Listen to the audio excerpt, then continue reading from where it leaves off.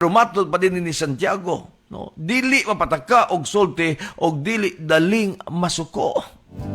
Onya ni apod, nakabantay mo kung sukot, bisag unsa nalay mo gawas umbaba.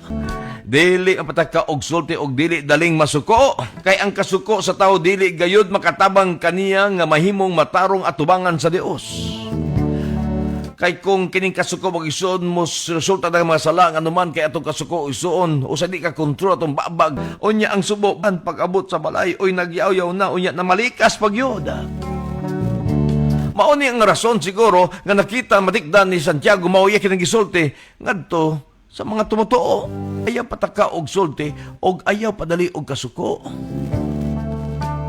So ang punto iksong kung samtay ka istorya maminaw sa ayaw sa daig react og ayaw daig kasuko. Lasud ato sa una sabton ang pinaka-context sa istorya bago kita muriaka. Kay basipod nga sayop ang atong napaminawan ang atong pagdungog. Apoy mga istorya diya sa atong komunidad nga usay ato datong istorya unya paabot sa tumoy lahi na. Og di po gani usay sayop ang atong paminaw kanang there are times usay nga misunderstood ta. Og maunay kuya igsoon through misunderstanding mo resulta og dakong kagubot. Mauna kung adunay mga sensitibo nga mabutang inyong isgutan kung pwede, ayaw istorya, ayaw i-text, ayaw i-chat, kung dili, personal istorya, baka itawag. Kay usahay ma-misunderstood ta. Nag-smile ka, samtang ikaw nag-text ni Ana, apan gumikan sa mong dedali, ang dating sa imong text igsoon, medyo suko, pero ang tinudi ka suko.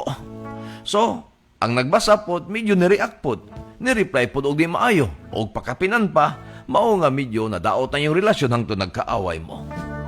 So careful mga kaibigan. So mato pa din ni kay ang kasuko sa tao dili gayud makatabang kaniya og mahimong matarong at tubangan sa Dios. O sa ipod kita mismong ginikanan pag masukuta sa atong mga anak, ang atong mga pulong, atong gamiton sa atong mga anak, timani there is power in word makaigsuonan.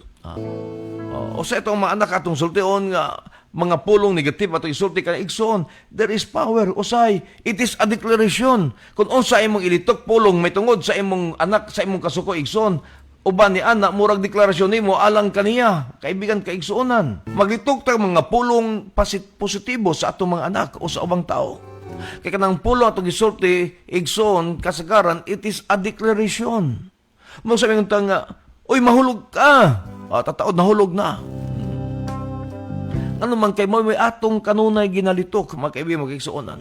Kung unsay mo gawas ng baba, mo depende kung unsa sa kasing-kasing.